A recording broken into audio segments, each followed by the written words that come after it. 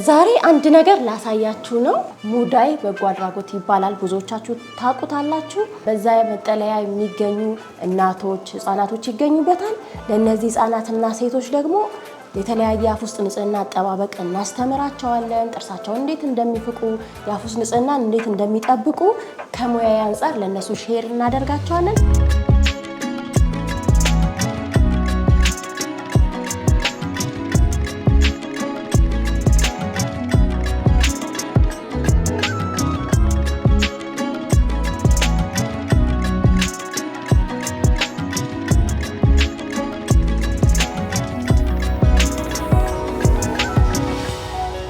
ሰላም እንዴት ናችሁ? እንኳን ደህና መጣችሁ።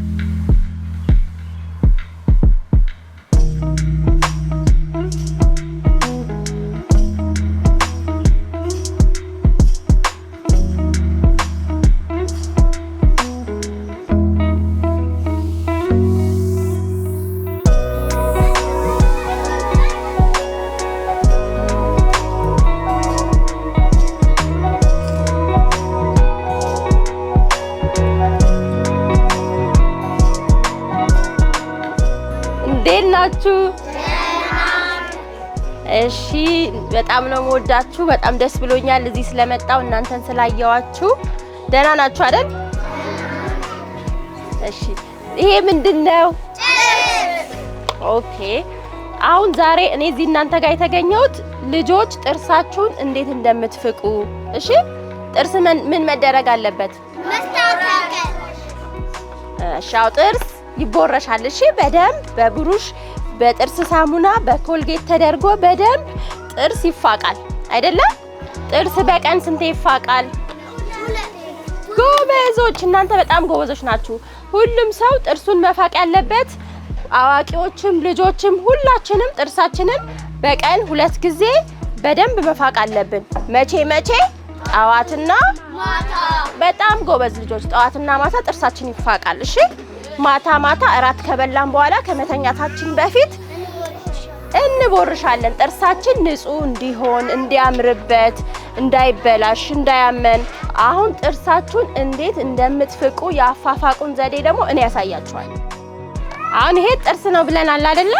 ጥርስ ሲፋቅ ይሄ የላይኛው ነው፣ ይሄ ደግሞ የታችኛው ነው አይደለ? አያችሁት? አያችሁት ልጆችዬ? እሺ አሁን ይሄ ጥርስ የላይኛው ከሆነ ሀ ብሏል አይደለ? እናንተም ልክ እንደዚህ ሀ ትሉና እዚህ ላይ ጥርስ መፋቂያ ሳሙናችሁን ካደረጋችሁ በኋላ ጥርሳችሁን ድች ዲንዲ አላረኩም አይደለ? ድች እያረጋችሁበት ትፍቁታላችሁ። እንደዚህ የላይኛውን ጥርሳችሁን ወደ ታች ስትፍቁት እዚህ ውስጥ የገባውን ምግብ በደንብ ማውጣት ትችላላችሁ ማለት ነው። እሺ እንደዚህ እያደረጋችሁ በደንብ ትፍቁታላችሁ። ታያል አይደለ? ከዛ አሁን ከላይ ፍቄ ጨረስኩኝ አይደለ? ከዛ በዚህ በኩል ይቀረኛል። በውስጥ በኩልም እንደዚህ በደንብ የመጨረሻው ጥርስንም ሁሉንም በዚህ በኩል በደንብ ይፋቃል እንደዚህ። የታችኛውን ደግሞ የታችኛው ነው አይደለ? ታችኛውን ጥርሳችሁ እንደዚህ ይዛችሁ ወደ ላይ ስታረጉት በደንብ ይነጻላችኋል።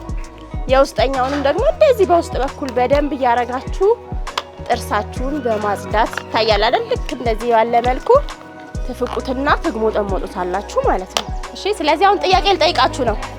ማታ ማታ ከራት በኋላ ነው የሚፋቀው ወይስ ከራት በፊት? ከራት በኋላ። በጣም ጎበዞች። ራታችሁን በልታችሁ ስትጨርሱ ነው እሺ ጥርሳችሁን የምትፍቁት። ስለዚህ እናንተ ጎበዞች ናችሁ። አሁን ጥርሳችሁን እንዴት እንደምትፍቁ አሳይቻችኋለሁ። በመሰጣችሁ ነገር ጥርሳችሁን ትፍቃላችሁ ማለት ነው። እሺ አመሰግናለሁ። በጣም ወዳችኋለሁ ደግሞ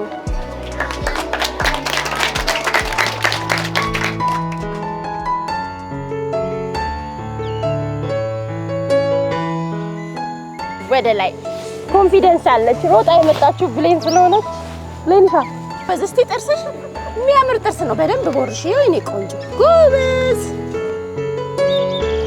ዋው ያጸጋ ሲያድግ ዶክተር ነው የሚሆነው።